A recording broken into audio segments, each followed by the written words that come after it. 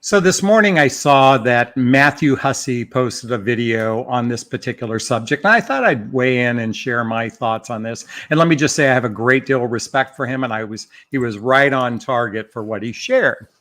So there's this one thing romantically men do in the early stage of dating, mating, or relating that oftentimes women get swayed, they get hooked in that sort of thing, and they often miss this particular clue as to whether or not they're serious, more importantly, whether or not they're serious to actually be in a fully committed relationship. So let's dive into this romantic thing men do, and let's see if there's some validity to this. So what do some men do in the early stage of dating? Well, they do what's called love bombing. It's also known as love bombing. Could be words of adoration, words of affirmation, words of desire for a long-term commitment. They might come on very strong. Now, as a person who has done this, I know that from speaking from personal experience, I've operated from a space of lust or limerence. And limerence is extreme infatuation. So oftentimes it might be based on someone's looks, or it might be that you feel a sense of familiarity with this person. And when you feel this sense of familiarity, you might think that you have met the one. Men feel this and women feel this. Now, there's an interesting twist to this that I want to share in a moment, because I think it's really important to understand what causes a man to love bomb or express extreme long-term interest with someone who's a total stranger. Let me repeat that, someone who's a total stranger. Because how valid is that love bombing in the early stage of dating?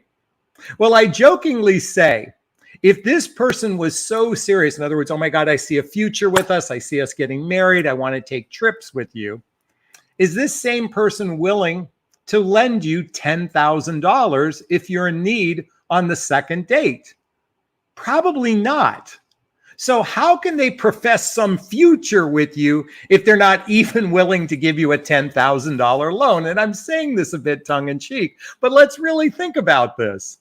If you're expressing so much adoration for a person whom you barely know, is this same person someone you're willing to donate $10,000? Not donate, but loan $10,000? Probably not, okay? Now, if they do, maybe you should ask for it and see if they're willing to give it to you. I mean, I'm just saying, if a guy comes on strong, now the minute you make that request, it's most likely going to turn him off. But I think you get the gist of the point. So what causes a man to love bomb? What causes a man to come on strong? And we do something that I call trying it on for size. We express our desires of what it would look like in a future if you were in it. Now, my friend Allison Armstrong calls this cut and paste. In other words, and I call it trying on for size. What that means is they cut and paste you into their life to see if you would actually fit into their life. So we oftentimes see this romantic gesture as having some validity for long-term success. And yet I'm here to say it's very rare when someone comes on strong, they express his long-term interest, and it might feel so romantic, it might feel so like you've got the one, when in fact it's not real. Because real love is built through time. It's built through social activities. It's built through hobbies. It's built through mutual interests. It's built through spending time with family and friends. It is built through the integration of each other into your lives. And more importantly, long-lasting love is built through the storms. In other words, it's built through the conflicts two people have.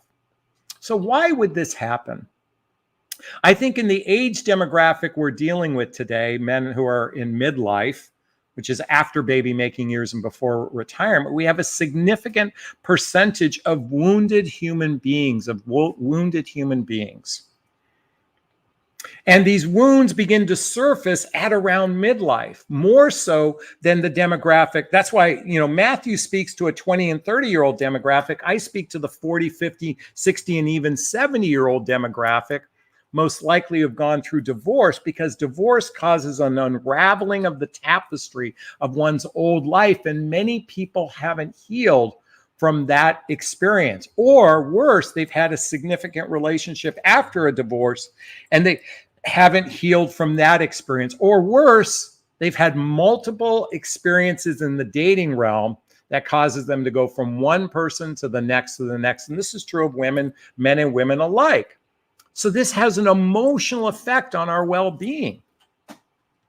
Now, I can get into the reasons why men do the love bombing, and some of it is just pure projection on some fantasy future they might have with you, or they just might want to get laid. You know, the fact is that we men recognize that we could love bomb just a little bit, pay for a couple dates, and there's a good chance we could have sex with someone we kind of like, versus a sex worker. Sex worker, there's no intimacy with that person, and so it's a transactional situation. But a different form of transaction today is that we begin a little bit of familiarity with someone. We've invested a few dollars in resources. We can have sex with them and then immediately choose to end it. So we're going to talk about the current state of affairs in romantic interactions. I was going to call this romantic relationships, but it's not romantic relationships we're experiencing today. It's romantic interactions. And I've listed and I've identified some that we're going to lean into today. And then towards the end of this, I'm going to give you a bit of solutions of how to avoid the trap of the following relationships. I remember earlier, men often do this as well as women do this because they're experiencing pain in their life and they haven't healed. And that causes them to fall into one of these categories. So the first category is the hooking up category. Men typically who overly love bomb in the beginning of a relationship are merely looking to hook up, okay? Now, men love bomb also because they're projecting a wound from their past as well.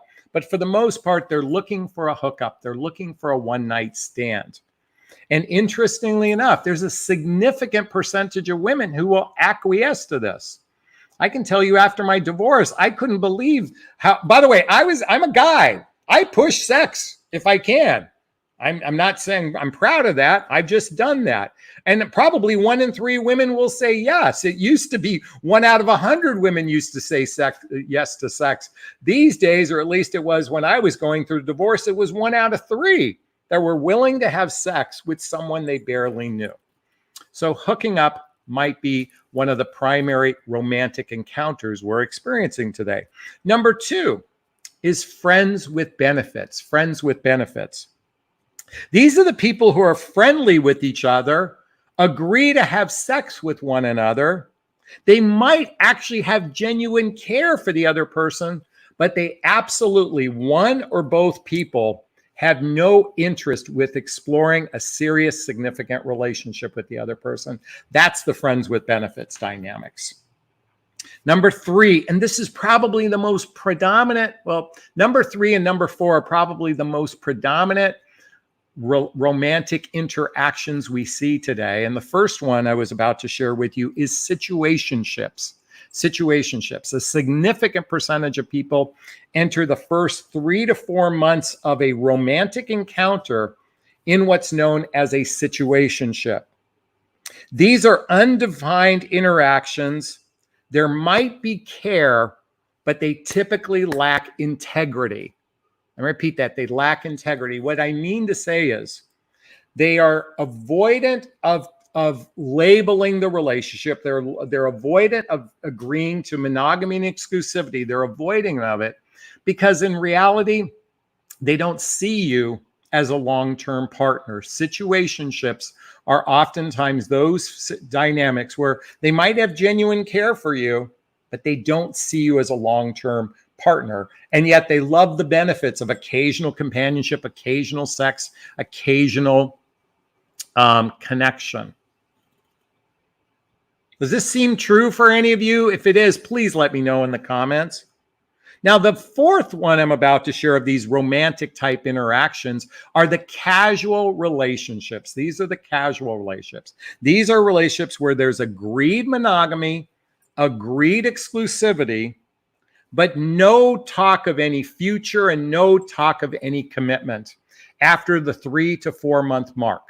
There's no real conversations. Now there's agreement of monogamy, there's agreement exclusivity, but there isn't any real conversations about going deeper. And I'm here to say, ladies, if the penis gets to regularly visit the vagina, you have every right at the 3rd month mark to say, what are our intentions here? Why are we doing this?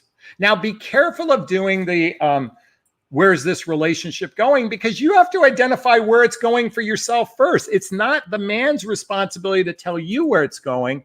You are better served to know where the relationship is going, what you desire of a relationship, and then check in with him saying, this is what I desire. What do you desire? Well, let's just take it slow. That's something you hear a lot. What that means is I don't want to commit any more than our occasional companionship, our occasional sex, our occasional connection, but I do not want to make any overture towards anything long-term.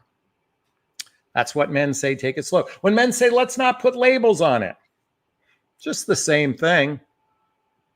See, casual relationships, this is, you know what? Okay, here's what sucks. The first 90 days of people who interact with each other on a regular basis, I'm not talking about long distance dynamics. I'm not talking about those people that you see once a week or once every other week. I'm talking about those people that see each other regularly. The vast majority of men know within 90 days whether or not they see a long-term potential future with this person. Most every guy will tell you who's in a long-term relationship right now, who's in a serious relationship, who is married or lives with someone, they almost all say the same thing. I knew within the 3, maybe 4 month mark that I wanted to explore a long-term relationship. So if you find yourself in a 6 month, 1 year, 2 year, 3 year, and there isn't any serious conversation of long-term commitment, it's probably not going to happen. He's just not that into you. I know that sucks. He likes you. He genuinely likes you. He even cares about you. But he doesn't feel like you're somebody he would want to take care of. Because ultimately, what is commitment? Commitment says rich or poor, thick and thin, sickness and health, good or bad. I want to take care of you. That's what it says. And that doesn't mean I'm going to financially take care of you for the rest of your life. It just, there's a desire to want to take care of that person. That's what commitment really means. So now we have to explore the more serious relationships. And these are the ones that must hit a 4 and 6 month mark. In other words, at the 4 to 6 month mark, if you've been at least monogamous and exclusive, the relationship I'm suggesting needs to have a serious conversation. And most likely, the man who's what's known as a grower and a builder, he's most likely ready to have this conversation with you. So let me tell you about the grower and builders. And here's a little chart. Please forgive the glare. The users are the 20%. And by the way, this is not a fact. It's merely an opinion. The users, they seek short-term game, love bombers, players, gold diggers, entitled women, selfish people, only caring about themselves. It's probably 20% of the population. The spenders, they seek connection, companionship, coupling, and sex, no direction, uncertainty, fearful, usually have a dysfunctional life. That's about 60%. And then the grower and builders, let me see if I can do this. They seek long-term commitment. They're emotional grown-ups with good relationship skills. They have their act together. Okay? These are the people that want to explore a serious relationship. And let me just say, there are a lot of growers and builders out there. I know it might seem very defeating that it's only 20%. I got to tell you, yes, you have an 8 out of 10 chance to get a user or spender, but there are growers out there. You just have to be good at spotting them. kind of what I teach for my clients. That's what many of you have a broken picker. My job is to help you fix your broken picker, and I can definitely do that for you. So the three types of, serious relationships are those that, first, a serious relationship, I just am reading my notes. They talk of commitment towards a future, at least by the 4 to 6 month, but no later than the 1 year mark. So if any of you are in a relationship longer than a year and you haven't had serious conversations about long-term commitment, this is the time to do it.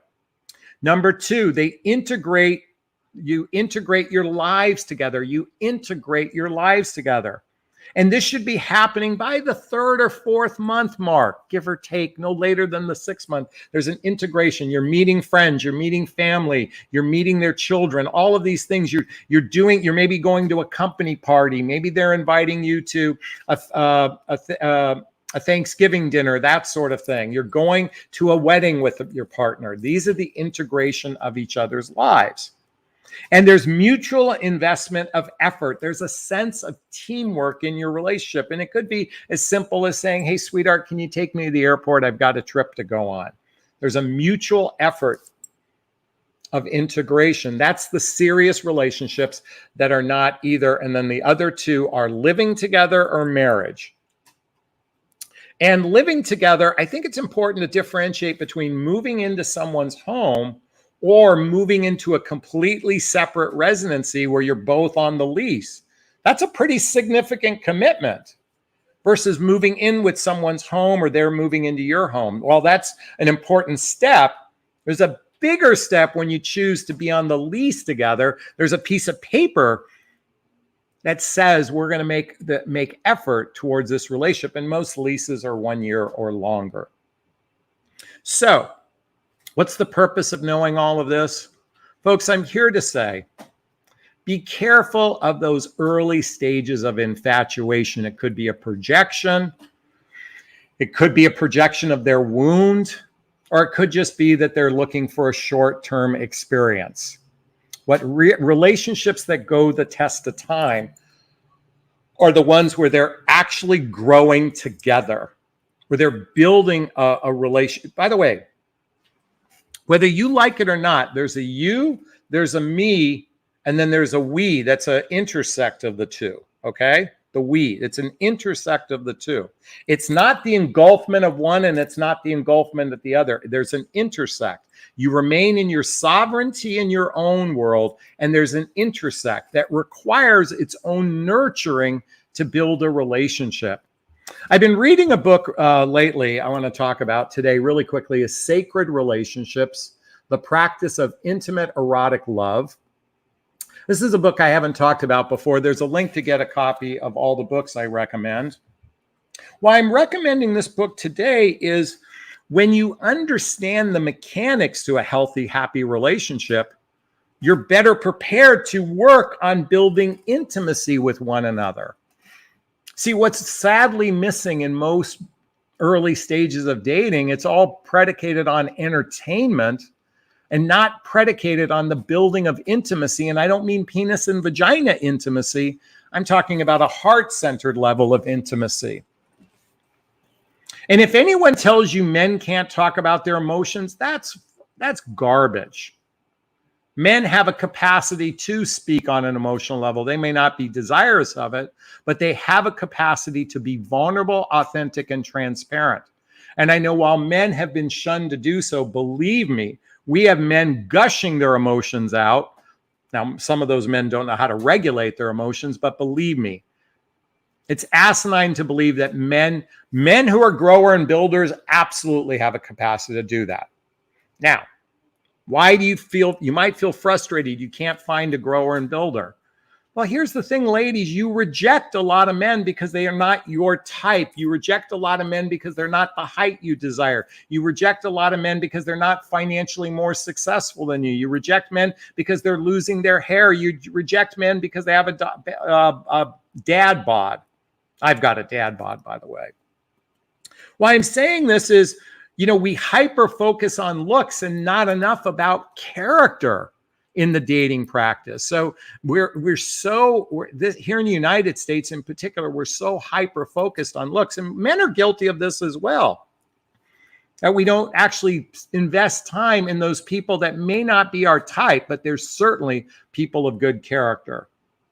So anyway, those are just my 2 cents on this. So coming back to men who do this, the men who are love bombers, over exaggerate infatuation, aren't usually serious about a long-term commitment. Is this sinking in? Is this resonating? Please let me know. If it is, please hit that like button. Please share this video. Please subscribe to my channel. And again, I'd like to hear your thoughts on this. Post a comment below. All right. Time for Q&A. For those who know my format, if you have a question, write the word question, then post the question thereafter. Or you can purchase a super sticker, super chat. All the monies from the super sticker, super chat goes to a scholarship fund in the name of my son, Connor Aslay. That's him in the Woody outfit right there. My son who passed away 5 years ago. In his honor, I donate to causes like the Hoffman Process, Insight Institute, and the Seeds of Love. So, it's time to take questions. And by the way, Heidi wants to say, you're a handsome dad, Bob. Bob, thank you. I think you meant Bob, by the way. Gloria says, women, wait, what did she say? Should focus on money as much as they do looks. Well, is that a good long-term strategy? That's a question I invite those women to ask. Let's see if you have any questions. I could have swore I saw a question come in. Let's see. Oh, beautiful me wants to remind, he's willing to give me a $10,000 loan, but isn't willing to come see 80 kilometers. Well, that's interesting. It's kind of funny. All right, let's keep going.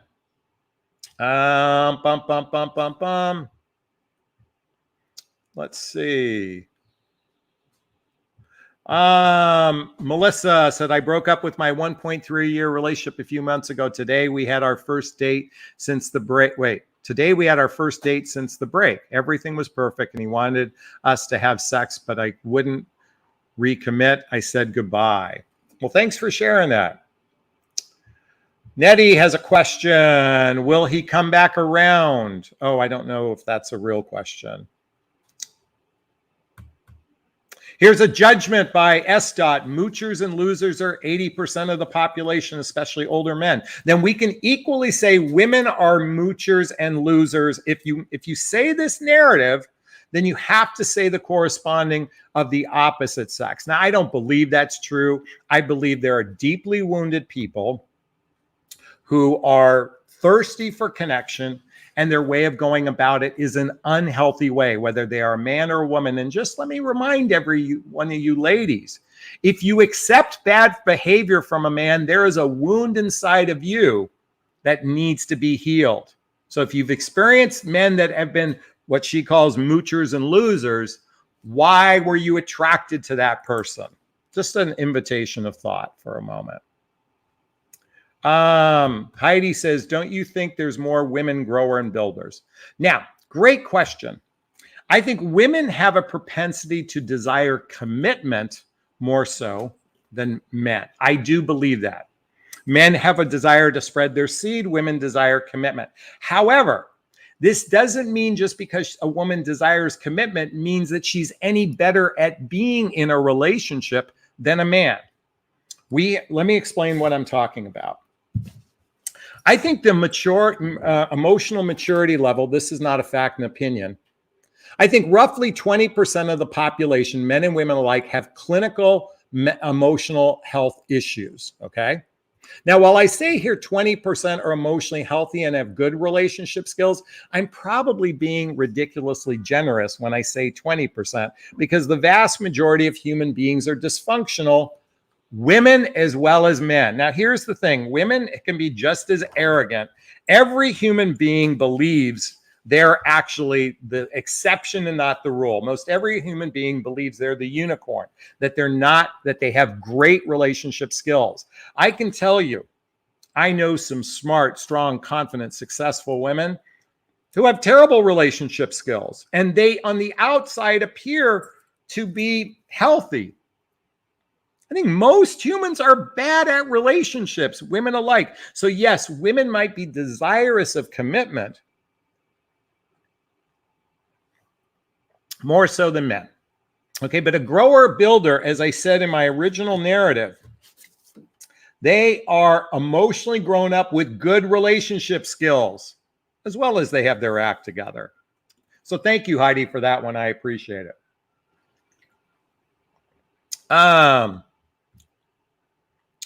Let's keep going. Do you have a question for me? Write the word question, then post the question thereafter.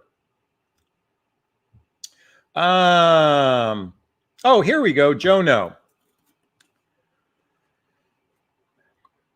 Don't want to do online dating. Where do you recommend trying to meet a grower and builder? Okay, great question. Okay. So first off, you have to ask yourself, Jono, how often am I in the presence of single eligible men? It's the first question you ask yourself. So if you work from home, it's non-existent. If you go grocery shopping every now and again, it's still non-existent. Okay, because you're not surrounded by single eligible people. Okay, that's number one. So where do grower and builders hang out? Well, a lot of them do personal development workshops, trainings, that sort of thing. I would say Tony Robbins seminars are some of them. I would say Abraham Hicks seminars are some of them. They are going to Joe Dispenza seminars. That's where a lot of people congregate. Now, within that population, there are a lot of married people and a significant percentage of people in relationships. Okay, so that's where grower and builders hang out, in those places. So then the question becomes, of the small pool of grower and builders at these organizations, how are they going to know you're a single eligible person? Very difficult unless you start to walk up to these men. And then you're going to roll the dice. Now, you can see if they have a ring on, they're married. But it's the people like myself that don't wear a ring that live with someone. Are you going to walk up to them? And now, but Jonathan, I'm a catch. They should be walking up to me. Folks, I rarely ever walked up to any stranger. And I would usually, if I did, it was based on looks, not on whether or not they are a catch. Okay? And believe me, there are a lot of Amber Heards out there. Oh, poor Amber. She gets butchered. Anyway, so online dating happens to be the primary place where people meet today. And I would venture to say in the next 10 years, over 70% of all new relationships will happen through an online connection. And what that means is you need to be better at sorting, at filtering, sorting out and sorting in, filtering out, filtering in. It's kind of why I do my coaching practice. But guess what? They don't congregate. You know, there's not a place where grower and builders. No, I would say church might be a place for some. That might be a place for some. I forgot to mention church. I'm a big proponent of non-denominational churches as places to go. But that's what I would consider, Jono. Okay. Hope that helps. Please let me know if it does. Jennifer wants to remind us, I don't think men care about looks than women. I think men care more about looks. Yeah, because we need the penis to rise up, folks. We need the equipment to get up. So looks is a predication to that. It's a stimuli for us. So yes, men do care about looks more than women. However, women seem to be equally desirous of the more handsome guy. It just I think people go through a divorce in their 40s, 50s, and 60s, and they date with the eyes of their 20-year-old version of themselves. I think that happens with women, certainly happens with men. But yes, men tend to be more looks oriented and women tend to be more status oriented. The more money a man has, the more resources he has, the more likelihood she will compromise in the looks category. Have you ever seen some of the housewives' husbands? They ain't all that good looking. Okay. Beverly Hills housewife, Orange County housewives, that sort of thing. But anyway, that's my thoughts on that. All right, let's keep going. Rose says, thank you, Jonathan, for doing these lives. I know it's a Sunday evening. I thought, I'm lonely. Marie's out of town. She's visiting. She's with her cousins traveling. I know Deborah will make a comment on that. So when you hear that, you got your props there, Deborah. Yes, my sweetheart is traveling and I'm getting to spend time with friends. I get to hang out with Colin a little bit more than usual. And I'm really excited. And I have a chance to do a live on a Sunday night. All right, JK Nat. How should I react to receiving breadcrumbs almost a year after him ending it via ghosting me? So he ghosted you, but he's been breadcrumbing. So what I think you mean to say is he ended the relationship without any formal breakup, okay? But now he's breadcrumbing. Now I'm going to assume the breadcrumbing might mean is he's liking a photograph on your Instagram or social media page, and he might say, you know, he check in with you. How should you react? Why are you giving it any? Why do you need to react? Why do you need to react? Folks, you're either exploring a long-term relationship or you're not, okay? Now, does that mean two people can't be friendly to one another? Absolutely, you can be friendly to another. I don't mean you're friends with them, but you can be friendly to a person. You can show class and be cordial and kind to an ex-lover. But if you meet the love of your life, are you really going to be that friendly and kind to an ex-lover? Is this see, to me, if you're friendly with an ex-lover, then you have to be willing to introduce this ex-lover to any future lover in your life. My girlfriend and I each are friendly and friends with former lovers. I say the word former lovers, former relationships, okay? But Marie has met mine and I have met hers. We have interacted because they're genuine friends in each other's lives. So again, you can be friendly towards someone. You can even be friends. But if you're going to be friends, then you have to be willing to introduce this friend to a future lover. Is that sinking in? Please let me know. All right, Gloria's in the house and she says, how to know if a guy is a provider in the first date or two? You know, well,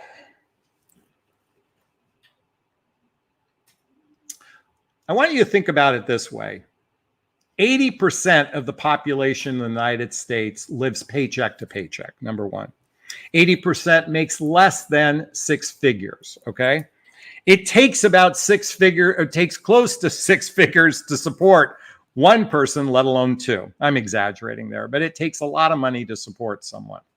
So, and I wouldn't want to take care of someone who I haven't built real trust with that person. So how do you know someone's willing to be a provider? First, they have to have significant resources to be a provider. Also, if they went through a contentious divorce and pay alimony and child support, I highly doubt they have any desire to do that in the future with anyone else. So I highly doubt this is something you can find out on a first, second, or third date. Okay.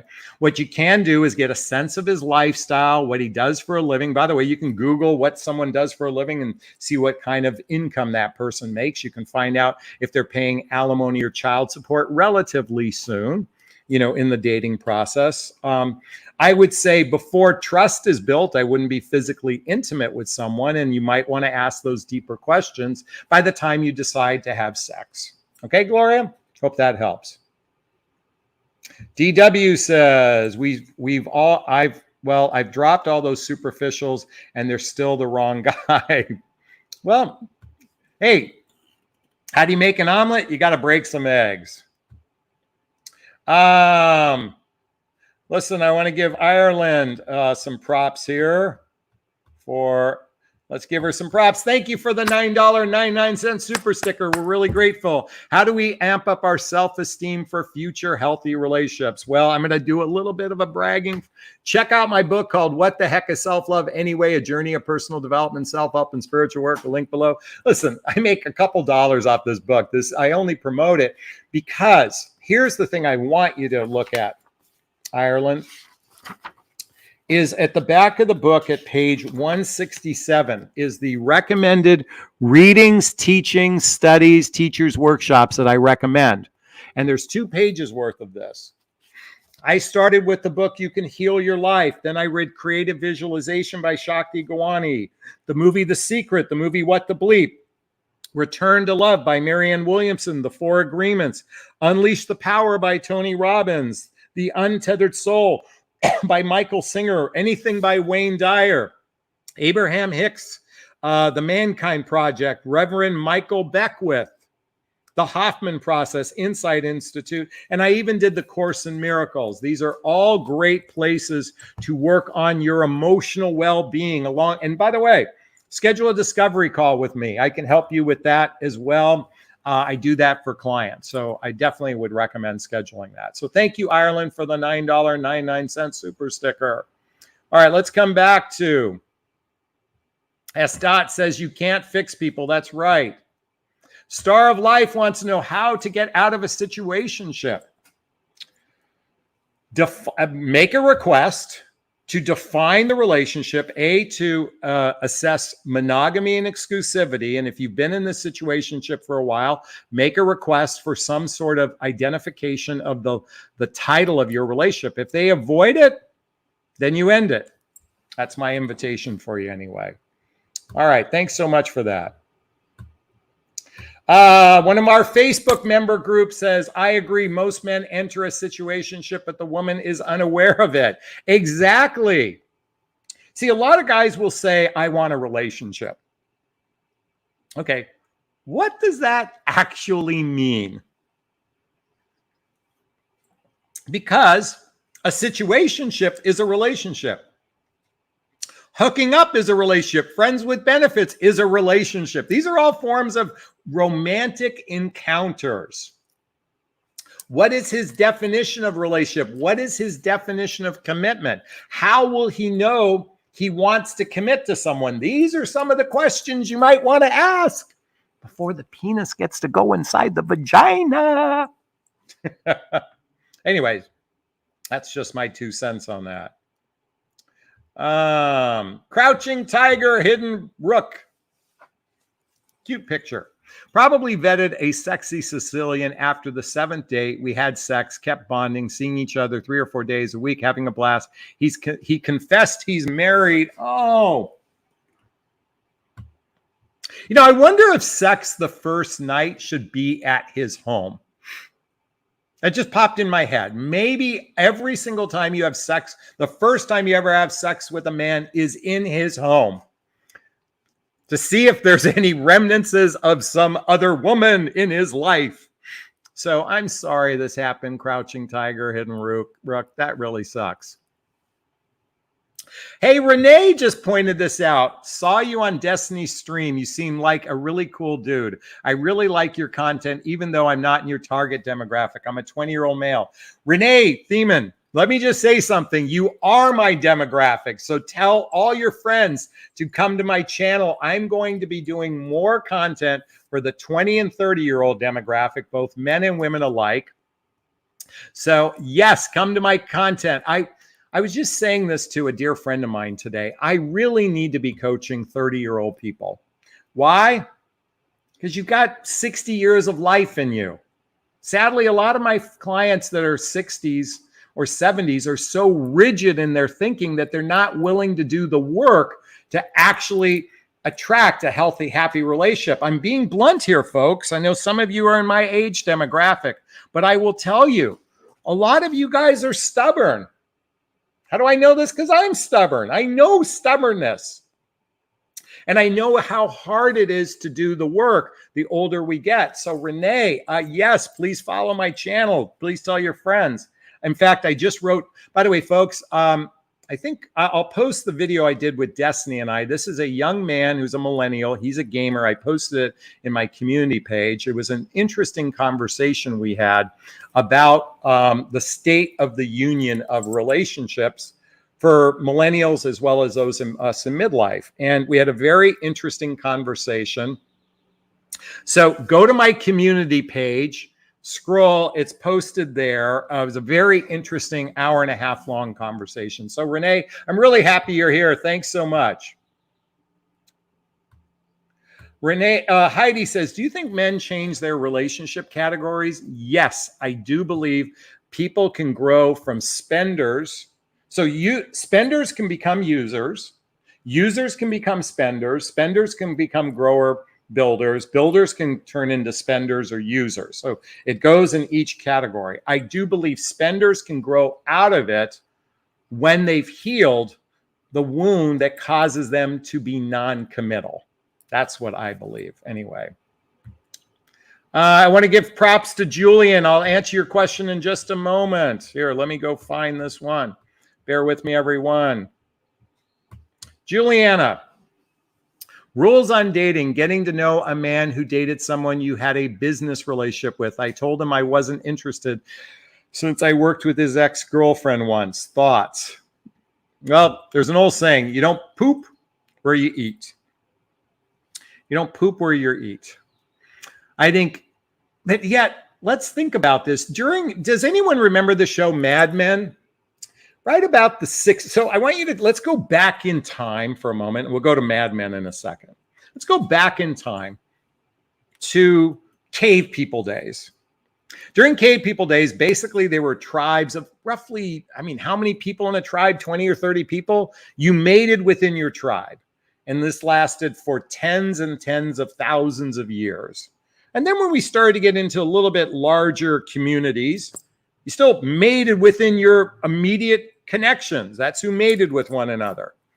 And we get a little bit larger. Let's go into the United States around the 1800s. You probably mated with someone who lived in your town.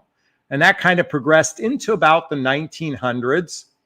And then when people started to go into cities to work around the 1940s or 50s or 60s, the predominant place to meet your mate outside of your home, the town you lived in, was in your city, but more importantly, in your work environment. That lasted till about sexual harassment cases, okay? I'd say probably a significant percentage of people from the 60s, 70s, and 80s might have met in their work environment. Actually, the 70s was bars, looking for Mr. Goodbar. The 80s were nightclubs. I know in the 80s, I would go out every Friday and Saturday night to pick up chicks. And now it's just the internet. So coming back to this, when it was their work environment, you could build a sense of familiarity with a person, a sense of connection, a sense of friendship. Today, that could be deeply rooted in a sexual harassment case. So, or worse, you don't poop where you eat. So that's just my perceptions on that particular topic, Juliana. I hope that helps and answer your question. And thank you again for the $10 super sticker. We really appreciate it. All right, let's go back here. We've got some questions here. Wanda has a question. I got off the dating sites. They could never match me. You know of any online book clubs with men in it that are single? No, I'm not familiar with book clubs, but that would be a great place to meet people, I would think. Ed writes a question. God, my nose is itchy. Should I expect a man to come and pick me up and drop me off at home? We have been dating for a while. He lives in another city, 20 miles away. I can easily get there by train. We will dine out. Yeah, after some point, taking someone out on a date, that's something, yes, I would say it's very, it would be a very gentlemanly thing to do that. So yes, I think. What's your question? Should I expect him? I don't like the word expect, but he certainly should offer that. So if that's an expectation, then I guess you you have every right to desire it, and he should have no problem accommodating you. And if he does, he's probably going to use you. All right. Jennifer pops in and says, do you think that a woman would have to give her power away to some degree if a man is more financially successful than her? I think in truly dependent relationships, the person with the money oftentimes wields more power in purely dependent relationship. So let's say the man makes $200,000 and she makes $100,000 a year. That's probably too high. Let's say he makes $125,000 a year and she makes $75,000 a year. If she can fully support herself, then she does not have to submit to someone else's rule if they happen to be a control freak. Now, if he happens to be paying for a vacation, then he should have every right to pick where to go. And if he's paying for it, she should be in a state of gratitude.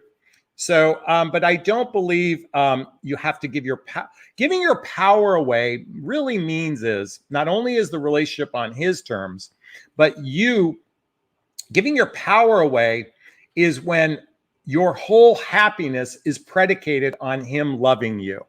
That is giving your power away. Does everyone understand this? Say, Jonathan, I understand. If my happiness is derived by another person, raise your hand, then that's giving my power away. If the relationship is predicated on him making all the decisions and I still have a capacity to leave the relationship because I'm not dependent financially, that's giving your power away. Jennifer, does that help? I hope it does. All right. Oh, Crouching Tiger chimes in.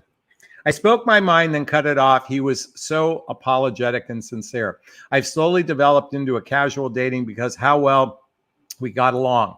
I don't want to be naive or a transitional girlfriend. Yes, that's a very common thing. I don't know how many transition girlfriends I had until I had a real girlfriend. Listen, I was a train wreck after my divorce for probably 5 years.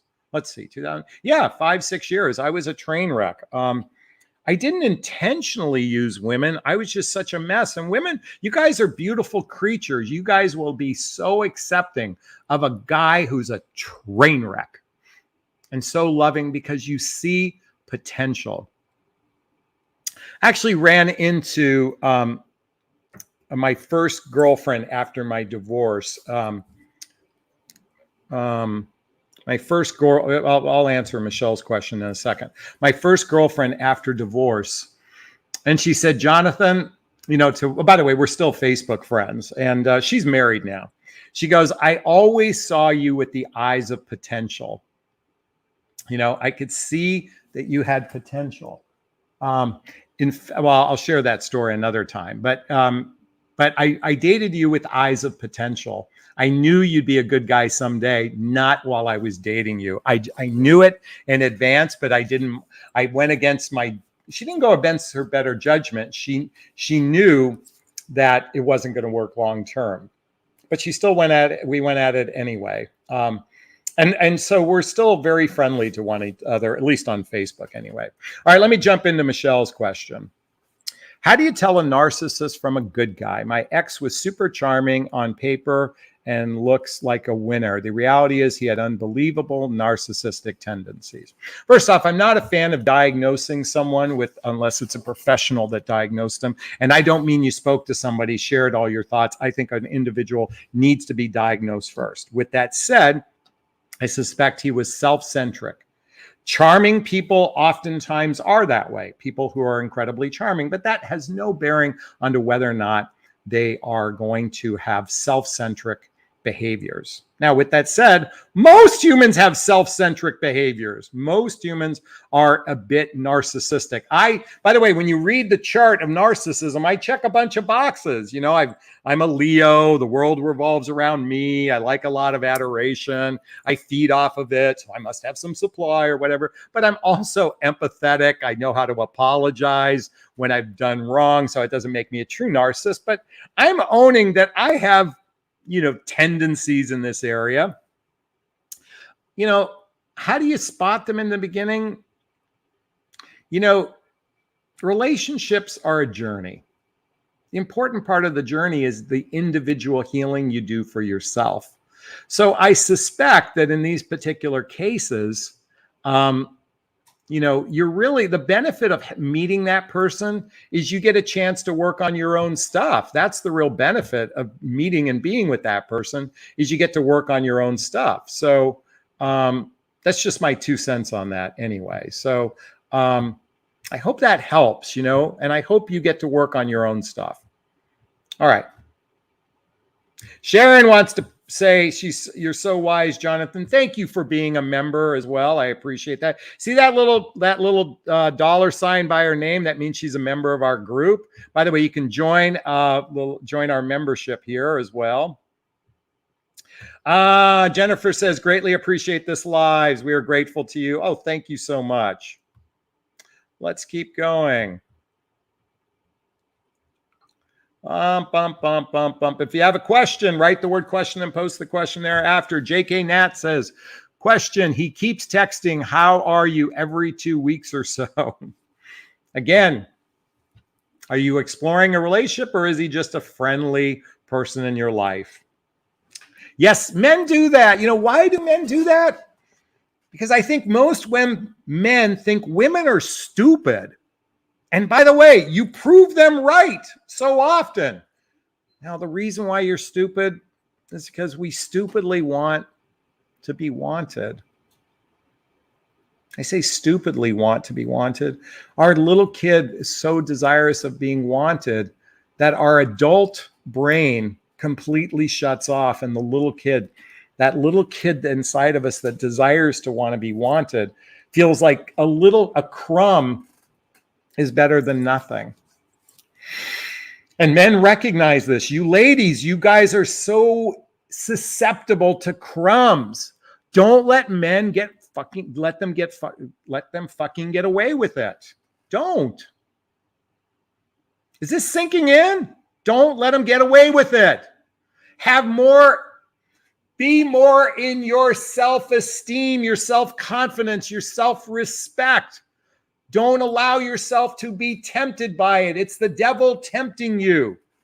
It's your ego being attracted to it. Heal that little kid inside of you that says, I don't need a breadcrumb to feel good about myself. I feel good about myself. And then you will reject breadcrumbs. Is this sinking in? Is this resonating? Please let me know. Patriot Lady says, when I last dated, single men were looking for a woman who was beautiful, had a good income, and no baggage. Give me a break. They were like they were some Greek god or something. Yeah, I probably acted that way. You know, it reminds me of that image where a man's looking in the mirror. He's got a big beer gut. He does this and he sees Arnold Schwarzenegger at his prime. I think men and women are delusional. I think that's just, we have this fantasy of who we are, a delusion of who we are. I think everybody thinks they're the unicorn. Everybody thinks they're the unicorn, myself included. It's just the delusion we all live in. I always say we're all just fucked up. It's just a matter of degrees. Anyway, that's my 2 cents anyway. Nellie jumps in and says, Dear Jonathan, where is the fine line between being unapologetic versus rigid and not willing to change, especially in relationship? First off, change. I've never liked the word change. I like the word grow. Okay. I think being unapologetic is saying, I value my sovereignty, and my sovereignty matters more than any other person's. Okay. Now, what I mean to say, let me give you what I mean by that is, have you ever heard when you're flying on an airplane and they say, if you're traveling, if in the case of cabin pressure change, oxygen mask will be dropped down. And if you're traveling with children, put the oxygen mask on yourself first. That's what sovereignty is. Never be apologetic for putting the oxygen mask on yourself first. If you're giving it to everyone else, then you're doing it as a martyr. I do everything for everybody else. I am such a martyr. I'm such a victim of all of this stuff. Some of you are suckling on the nipple of victim consciousness. You're all, blaming the man instead of looking in the mirror and saying, how did I contribute to this experience? And then owning it and saying, what positive things did I learn about myself in this experience? What did I need to heal before I met this person who wasn't right for me? And what am I going to heal after I've ended this relation, or this relationship has ended? Folks, if you haven't done introspective work, what's the definition of insanity? Doing the same thing over and over again, expecting different results. And for so many of you, what's worse is you become bitter and jaded to men. And you guys I'm going to tell you something. It's no picnic for us men to date out there. I've gone on so many first dates where you could be sitting across a woman and you could see every guy that ever hurt her standing behind her. There is a significant percentage of you ladies out there that are bitter and jaded.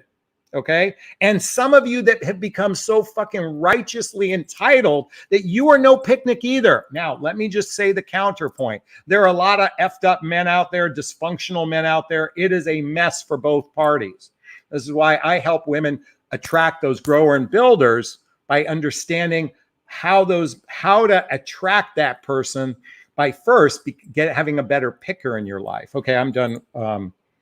I'm done rattling. Sharon, I bought your self-love book on Audible. My dear friend Cara Noble was the voice of that book, so thank you. Hope you enjoy it. And please write a review. Bump. Let's keep going.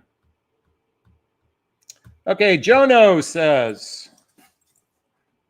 first, thank you. Okay, you're very welcome. Why would ex-boyfriend who are married keep in touch, reach out during difficult times, want to reminisce about the past, but didn't want to build and grow when we dated? Because he seeks you as his therapist. Your female energy, your feminine energy, your female energy is like a therapist to him. That's the why. You are just merely a therapist in his life that he likes and cared for. See, it's easier with someone who's a friend because a brand new person in a real therapist makes you work on your shit. So it's easy to do it with a friend because friends are terrible at giving each other advice. Oh my God, you women are terrible at giving women advice. Men don't know how to get advice from men. Humans are terrible at this for the most part. So, but that's the reason why, Jono. Okay? Hope that helps. Does anyone really get this piece?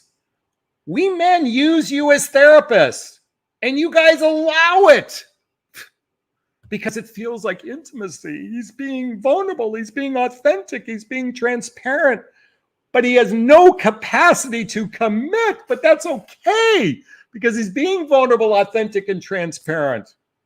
It's okay because if I just accept some of these crumbs, maybe he'll change his mind about me. By the way, I can be a dick sometimes, okay? Look, and I'm being a dick because I know how fucking painful this shit is. Relationships are... The dating process is ridiculously painful. Why do I scream at the top of my lungs to encourage people to do inner work? And look, I've done a shitload of inner work and I'm still a mess. Believe me, my crap comes up all the time. The thing is, once you're aware, it's a blessing and a curse. Most people are naive to their negative patterns and limiting beliefs in their life, and they're chasing love through the belief that things make us happy. Let me rewind that. They're not chasing love. They're chasing happiness. I drive a Hyundai. If I have a Ferrari, I'll be happy. I live in a 1-bedroom apartment. If I had a 5-bedroom house in an expensive neighborhood, I'd be happy. Happiness doesn't work that way. Happiness happens through giving of yourself to another human being and being a giver, but giving of service, giving to people, and learning something new every day. If you can learn something new every day, you will find yourself much happier than by the cars and the homes and that sort of thing. God, we got a lot of comments. Let's see. S. Dot says, it's my fault for accepting garbage. Okay, let's take away the word fault, although I understand that. It's been your responsibility. It's been your pattern, okay? And you have to I take ownership. How about this? I take ownership for accepting garbage, and I will not do it again. I will not accept garbage anymore, okay? How about that? Write that down. Oh, wow. Dwayne says, seems like you need a therapist at this point. Sometimes I do. Doing this work, sometimes I need a therapist. Actually, I have a coach in my life and we talk frequently. Jennifer says, I don't give I don't give advice. Don't give anyone advice. We all have to do our own thing and work to do it. I don't let men. I don't let men to use me as a therapist. I tell them to go find a therapy, heal your childhood wounds, forgive your parents. Okay, good for you, Jennifer. Giving you big props for that one. Ballard of Janie says, J9 says, I won't be jaded by one butthole and his psycho ways of treating others. I totally love men and how they work. I'm going to tell you something. You're still triggered by him, whether you like it or not, because you wouldn't have had to say his psycho ways, okay? But I bet you're on your way to healing, and I'm sending you a lot of love for that. Okay, Jeff. Oh, Jeff is in the house. Hey, buddy, how's it going? Keeping it real. I'm doing my best, buddy. I'm doing my best. Give my best to Joanne, buddy. All right, let's see. Okay, this will be our last one of the day from Alex. How would a man make it past her trauma to show that he's different and interested in long term? How would a man make it past her trauma to show that he's different? First off, it's not your job to show that you're different. You just show up different, okay? She has to work on her trauma. She has to be willing to work on her trauma and begin a healing process in her trauma. You can't do it for her. Believe me, you can't do it for your partner. They have to want to do it for themselves. And it's, by the way, this is the trickiest part of all, folks. And we all have this belief, if you love me, you would change. If you love me, you would grow. Why isn't my love enough to change you? Why isn't my love enough for you to change? We have this self-righteous, arrogant belief that we loving them is a prerequisite for them to change. I want you to really think about what I just said. We have this arrogant, I say we, I'm guilty of this, guilty of like this arrogance for so many people that if you love me, you would change. I give you so much. I'm so worth it. That's the unicorn in us. See, what coming back to, there's another book I want to recommend. The book Spiritual Partnership by Gary Zukav is really the journey to authentic power is when we love ourselves and we really develop the best relationship with ourselves and we choose a partner who's also working on themselves. Those become sacred relationships. They're spiritual partnerships. They become sacred relationships with one another, whether they last a month, a year, or a lifetime. So anyway, that's my 2 cents on that. All right, folks, you know what? I think this would be a great place to wrap up. It's Sunday night. I'm so happy you're able to come on and share with me. Men who do this romantic thing, we talked about the love bombers, and I want you to be mindful of that. Oh, wait. Jeff just popped in. I'm on this site because I'm happily married and want to learn from Jonathan on how to be better. And Jonathan gives excellent insight. And hey, buddy, you guys, I'm going to tell you something. This is a couple who've been married for, God, I want to say 30 years now. I love this couple. They met in around the college years. They're a great couple. They've been through a ton of adversity together, but they still hold hands. And they deeply, passionately love each other. There's still a lot of passion in this relationship. I love this relationship. And they've had their struggles. And sometimes it's brought them to their knees. At the same time, they were all in. They're both growers and builders. So coming back to my invitation for everyone, do a better job picking. And if you need some support with that, schedule a discovery call with me to see if working with a coach is right for you. Is this sinking in? Is this resonating? If it is, I'd like to hear your thoughts. Post a comment below.